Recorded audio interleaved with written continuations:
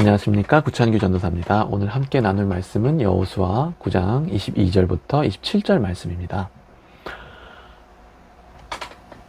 여호수아가 그들을 불러다가 말하여 이르되 너희가 우리 가운데 거주하면서 어찌하여 심히 먼 곳에서 왔다고 하여 우리를 속였느냐.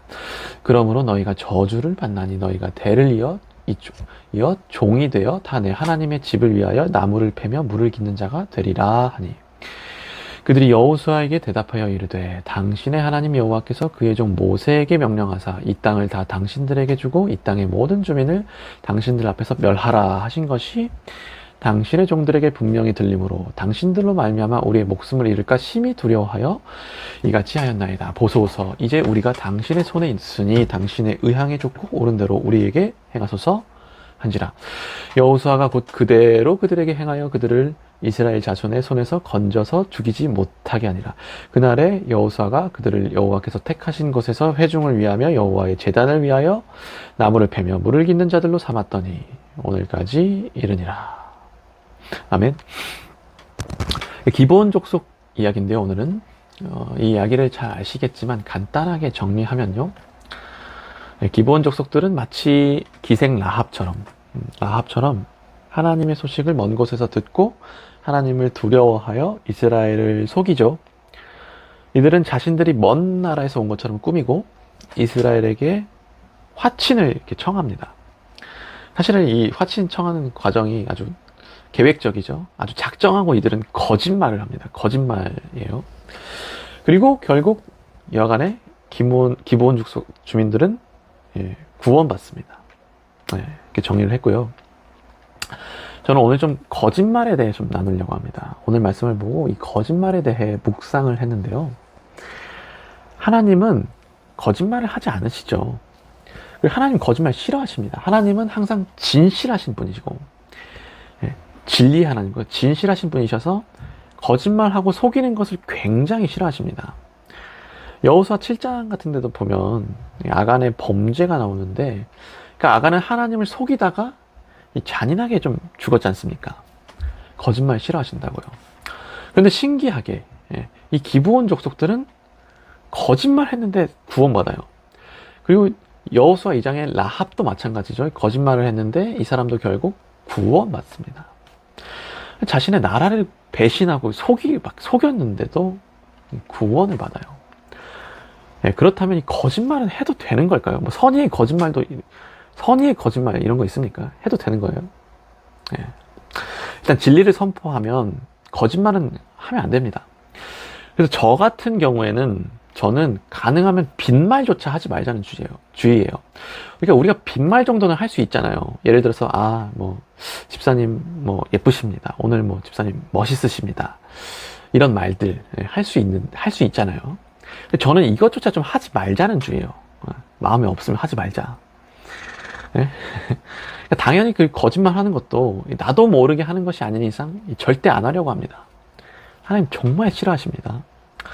근데 신기하게도 성경을 보면 이렇게 거짓말이 허용되는 경우가 나온다는 거예요. 그래서 저는 어떤 경우에 주님이 거짓말을 허용하시는가 좀 생각을 해봤는데, 이 라합 사건과 기브온 사건을 봤을 때 오직 이런 경우에는 좀 허용하시는 것 같습니다. 첫 번째로 사람의 목숨이 달린 경우, 구원받아야 하는 그런 경우 있지 않습니까? 나와 가족들의 목숨이 달린 경우, 꼭 반드시 구원받아야 하는 경우, 그 경우이고, 두 번째로는 이를 위해 내 목숨을 좀 내놓으며 할 때, 이 구원을 위해 나와 가족들의 목숨을 위해 구원을 위해 내 목을 좀 내놓으며 하는 그런 거짓말이면 허용하신 것 같습니다. 그러니까 라합과 기브온 족속 모두 이 구원을 위해 목을 내놓으면서 했잖아요. 그러나 좀 제가 하고 싶은 말은, 역시 거짓말은 무조건 잘못된 게 맞습니다. 기브온 족속들은 거짓말을 하니까 그 대가로 저주를 받죠.